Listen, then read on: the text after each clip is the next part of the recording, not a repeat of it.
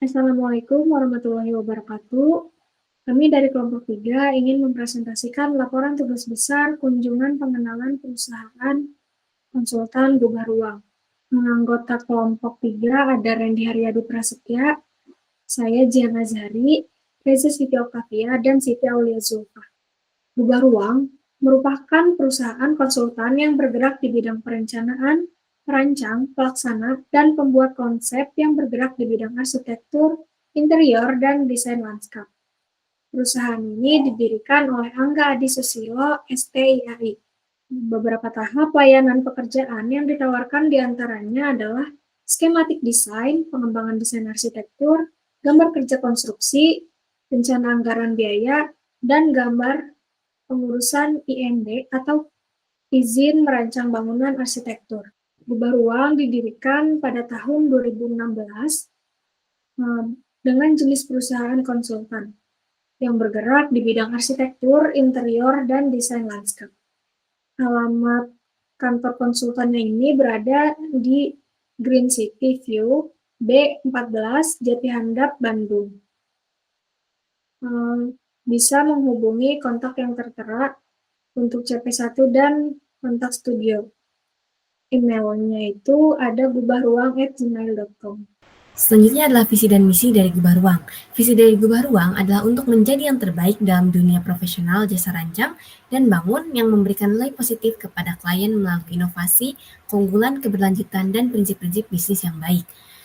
Sementara itu, misi yang dilakukan oleh Gubah Ruang untuk mencapai visi tersebut, yang pertama adalah memberikan pelayanan terbaik dan prioritas pada kepentingan klien dengan prinsip arsitektur, interior, dan desain lanskap. Kedua adalah mengoptimalkan desain dan ketepatan waktu demi memenuhi ekspektasi serta kepuasan klien. Ketiga adalah memberikan aksesibilitas arsitektur yang bernilai kepada masyarakat luas dengan harga yang terjangkau. Keempat adalah menggabungkan keahlian lokal dan sudut pandang global dalam setiap proyeknya. Dan yang terakhir adalah merancang bangunan berkinerja tinggi yang berdampak positif bagi masyarakat maupun lingkungan. Sejarah dari Gubah Ruang sendiri dimulai dari pendiri Gubah Ruang yaitu Angga Adi Susilo STIAI yang sudah mulai perjalanan karirnya dari semenjak kuliah.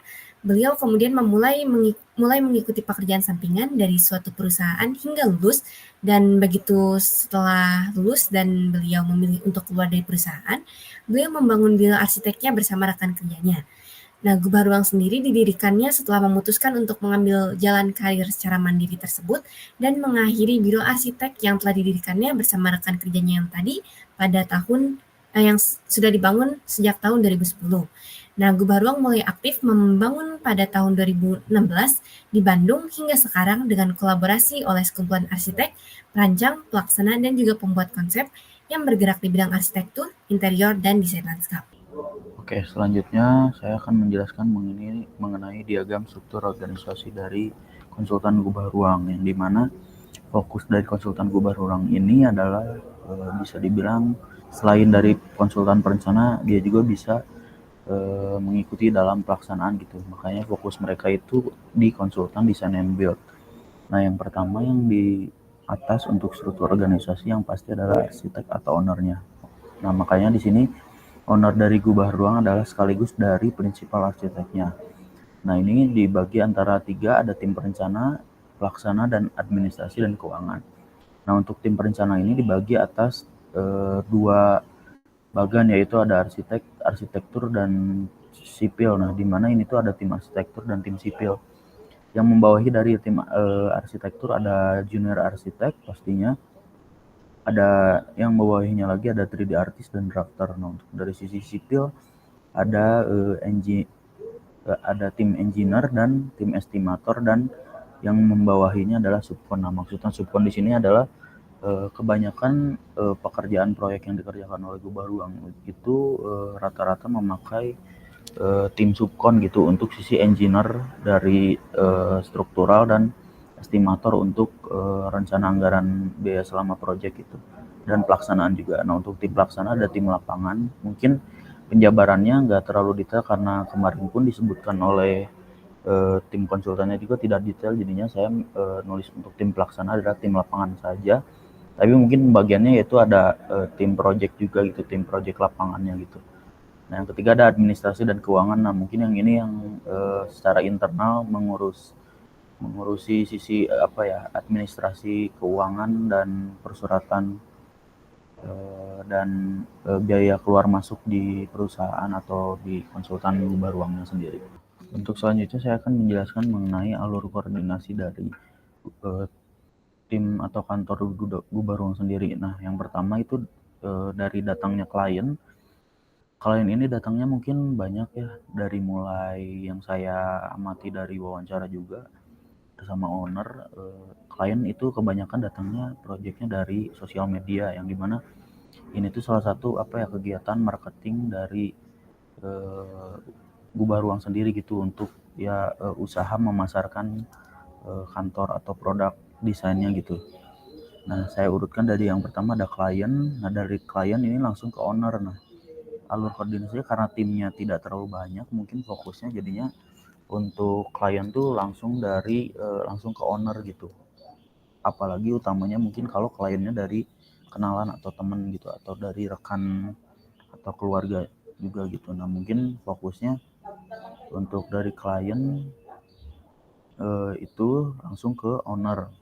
Nah, dari owner ini langsung arsitek, berhubung dari prinsipal arsiteknya adalah ownernya sendiri. Mungkin saya urutkannya ini tuh bisa dibilang dengan tim arsiteknya gitu, yaitu ada junior arsiteknya. Nah, dari arsiteknya ini masuk ke tim desain. Nah, setelah tadi mungkin racikan desain perencanaan di awal itu diramu oleh tim arsitek dan prinsipal dan junior arsitek juga, dilimpahkanlah ke hasil pekerjaannya ke tim desain. Nah, dari tim desain ini pekerjaan-pekerjaan perencanaannya dilimpahkan kepada tim pelaksanaan. Nah, tim pelaksanaan ini tuh yang tadi yang saya sudah jelaskan di struktur organisasi, yang dimana ada proyek lapangannya sendiri untuk tim lapangan. Nah, mungkin ini pun berbarengan dengan tim desain yang mengawasi jalannya pekerjaan proyeknya gitu.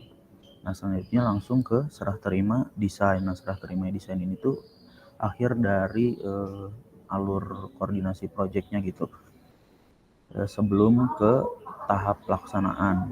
Dan ini tuh eh, langkah terakhir dari perencanaan menuju pelaksanaan, yang dimana ini tuh semua gambar dicek dan dipastikan benar dan siap untuk dihasilkan di output di lapangan. Selanjutnya itu ada kegiatan dalam perusahaan yang terdiri dari beberapa tahap. Nah, tahap-tahap pekerjaan dalam gubah ruang sendiri itu dimulai dengan proses perencanaan desain yang dikembangkan secara pribadi oleh pendiri, juga dengan sangat rinci oleh tim inti. Setelah desain disetujui oleh klien, proyek dapat berlanjut ke tahap konstruksi apabila klien sudah menyetujui dan dinilai sejalan dengan prinsip gubah ruang sendiri.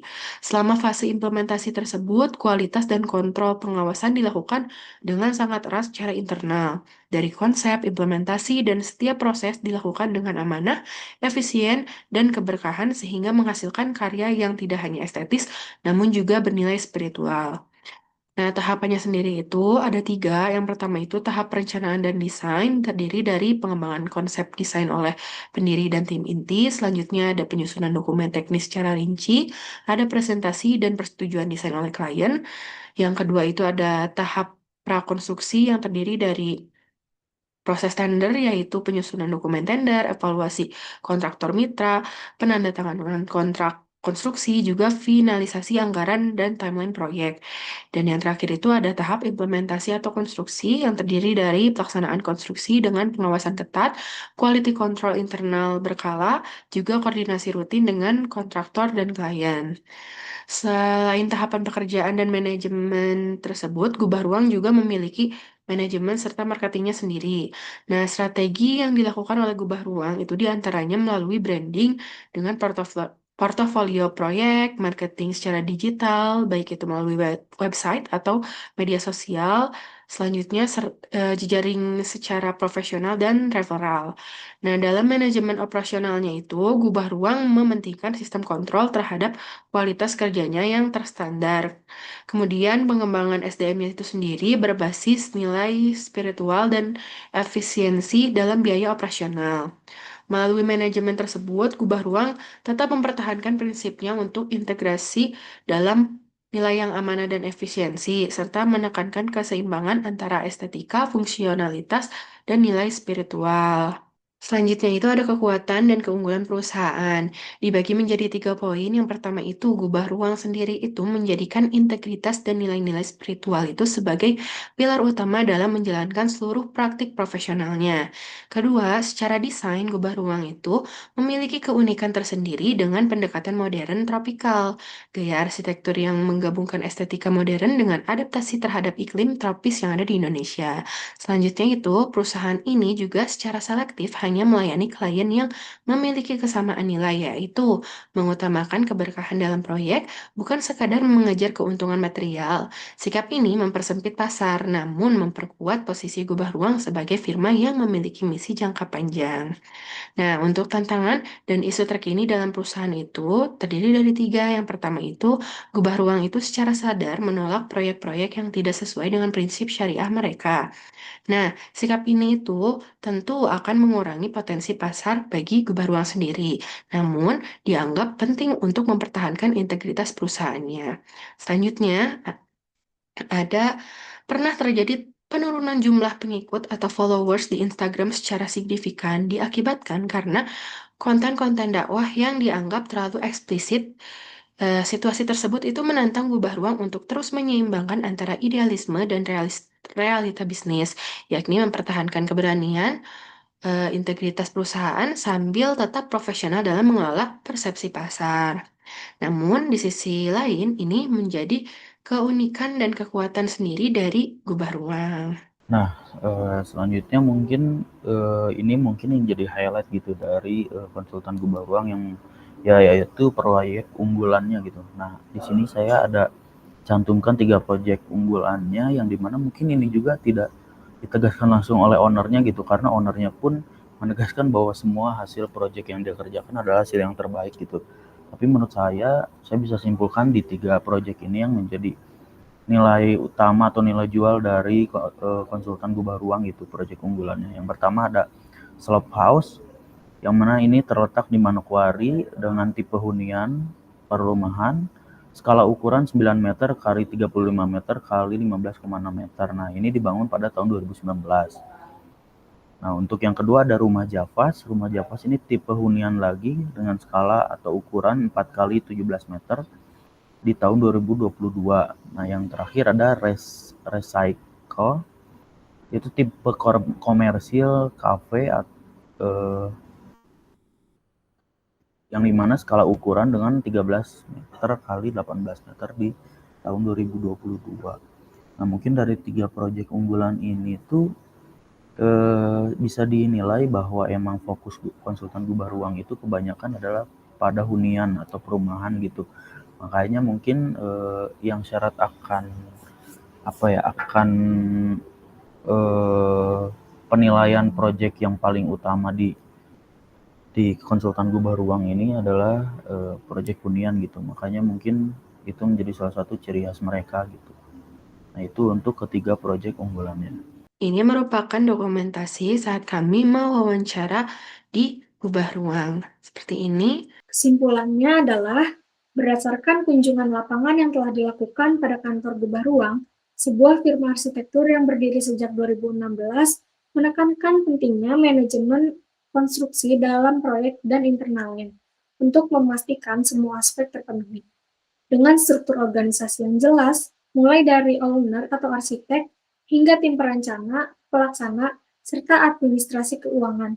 Gubah Ruang berfokus pada perencanaan bangunan hunian yang mengintegrasikan prinsip Islam dalam kultur kerjanya. Salah satu proyek unggulannya adalah Slope House, Sowi Gunung 2.0 di Manokwari, di mana pendekatan spiritual dan nilai-nilai Islam menjadi identitas utama, membantu mereka mengatasi tantangan dalam berbagai isu dan praktik pekerjaan. Sekian dari kelompok 3. Terima kasih. Wassalamualaikum warahmatullahi wabarakatuh.